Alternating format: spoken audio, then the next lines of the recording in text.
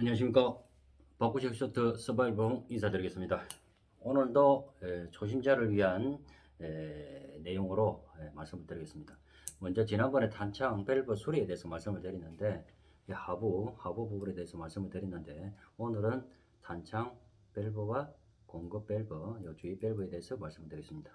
그러면 먼저 준비물이 필요하겠죠. 지난번처럼 이렇게 고무링 세트와 나사산 실란트를 먼저 구입을 하시고요. 그 다음에 테프론 테이프, 그 다음에 컨샵에 가면은 이런 탄창을 풀 수 있는 공구가 있습니다. 요거 뭐 일자도 있고 이렇게 삼각형도 있고 이런 거와 그리고 간단한 뭐 일자 드라이버나 핀셋이나 그리고 건 오일, 자, 요 정도 되겠습니다. 지난번에는 하부에 대해서 말씀을 드렸는데 탄창을 먼저 새는 소리를 딱 들어봅니다. 그럼 위쪽이 샌다. 위쪽이 새면은 지난번과 마찬가지로 컵에다가 담가 보시면 되겠죠. 컵에 담가 보셔가지고 위쪽이 샌다. 어느 쪽이냐? 이 부분 위쪽이 샌다. 그랬을 경우에는 제가 일부러 큰 탄창을 먼저 빼보겠습니다. 자, 큰 탄창을 빼보면은 밸브가 이렇게 생겼습니다. 밸브가 자, 크기의 차이지 다 비슷비슷합니다. 구조는. 그러면은 이 밸브를 부셔가지고 이 부분을 가볍게 눌러줍니다. 가볍게 눌러주면 이렇게 먼저 고무링이 첫 번째, 두 번째, 세 번째가 나오죠. 그럼 윗부분에 재면은 요 첫 번째 고무링이 이탈을 했거나 아니면은 사갔거나 또는 이물질이 끼었거나 이런 겁니다. 그러면은 이탈이 됐을 경우에는 뭡니까? 다시 원위치로 끼워주시면 되겠다. 예. 그 다음에 이탈이 안 됐고 이상이 없다. 외관상으로 이상이 없는데 잰다. 자, 이랬을 경우에는 첫 번째 방법은 종이컵에 밸브를 담궜습니다. 밸브를 담가가지고 건 오일을 가지고 여기에 잠길 정도로 그럼 한 1cm 정도 되겠죠. 이렇게 숙여가지고 그래갖고 보관을 합니다. 한 2, 30분 정도 시간을 경과를 두시면은 고무링이 부푸는 수가 있어요. 자, 그때 다시 빼가지고 가볍게 닦아주신 다음에 그 다음에 체결 할 때는 원활하게 이쪽 부분과 바깥쪽 안쪽 뿌려줍니다. 뿌려주신 다음에 체결을 해주시면 되겠다. 체결을 해주시고 그 다음에 가스를 충전하신 다음에 확인하시면 되겠죠. 자, 그러고 확인을 했는데 그러면 거의 뭐 잡히는 수가 있습니다. 근데 만약에 그래도 샌다. 예, 그랬을 때는 어쩔 수 없습니다. 그랬을 경우에는 고무링을 교체를 해주셔야 되겠다. 이런 걸 말씀을 드리고 싶고요. 예, 그럼 그 다음에 교체를 해주시고 그 다음에 이제 윗부분은 안 새는데 바깥쪽에서 샌다. 이쪽에서 샌다. 그랬을 경우에는 요 밸브의 두 번째, 세 번째입니다. 두 번째, 세 번째. 요것이 샌다. 요것이 고무링이 이상이 있어서 샌다는 것이 원인이 되겠는데, 이랬을 경우에는 물론 담그셨다가 건오일에 담그셨다가 이것도 마찬가지 체결을 해보시고 그래도 샌다. 그랬을 경우에는 나이롱은 없는데 테프론 테이프가 있다. 그럼 테프론 테이프를 지난번처럼 이 부분 바깥쪽 나사산 쪽의 부분에 가볍게 한두 바퀴 감으신 다음에 체기를 해주시면 되겠다. 근데 제 같은 경우에는 테프론 테이프보다는 나이록이 좋더라. 나이록을 가볍게 발라주셔가지고 체결을 해주시면 되겠고, 여기서 중요한 거는 이쪽 부분은 괜찮은데 요 밸브 움직이죠. 요 밸브 움직이는 요 안쪽 부분, 요 부분, 두 번째는 나이록을 바를 때는 이 첫 번째 고무링에 안 묻도록 주의를 하셔서 발라주셔야 되겠다. 예, 그래서 주의하셔서 발라주신 다음에 체결을 해주시면 되겠고, 그래도 샌다. 예, 그럼 어쩔 수 없이 또 고무링을 바꿔야 되겠죠. 그죠? 그때는 또 어쩔 수 없이 고무링을 바꾸셔가지고 체결을 하셔야 되는데, 자, 그럼 거두절미하고 핵심은 뭐냐? 고무링 있죠.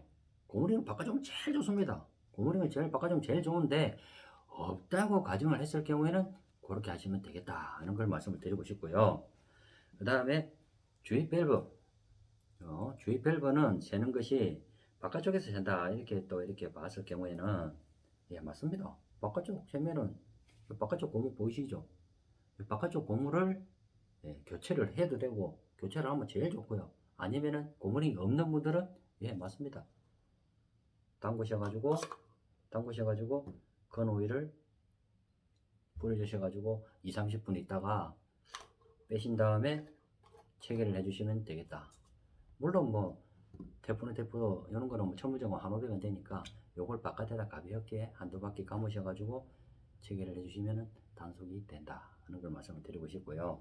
그 다음에 여기서 키포인트가 뭐냐, 가스를 충전함에 있어서 이게 왜 재느냐 하면은 탄창이 지금 요거 보면 약간 굽었죠, 그죠? 이걸 바나나 탄창이라 하지 않습니까, 그죠? 바나나 탄창. 그리고 또 마찬가지 이런 탄창, 마루기 탄창 같은 것도 45도로 굽었는데 탄창 밸브가 체결이 되는 거는 90도로 체결이 되어 있습니다. 90도로 체결이 되어 있으니까 가스도 90도로 딱 세워서 가볍게 눌러주시면 되겠다. 가볍게 눌러주시면 되는데, 이걸 어떤 분들은 꽉 잡고 누르는 분이 있어요. 막 힘을 꽉 주고. 그러다 보니까는 이 탄창 밸브를 보시면은, 탄창 주위 밸브에 보면은 안에 조그맣게 있습니다. 약 한 2mm 정도 되는 여기에 있어요.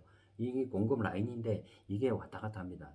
그래서 가스를 넣을 때 이것이 밸브가 열어서 가스가 공급이 되고, 가스통을 뺀과 동시에 다시 체결이 되고, 예, 그게 반복이 되는데, 그 힘을 주다 보니까 안에 밸브의 라인이 구부러져서 원하는 작동이 안 되기 때문에 샌다.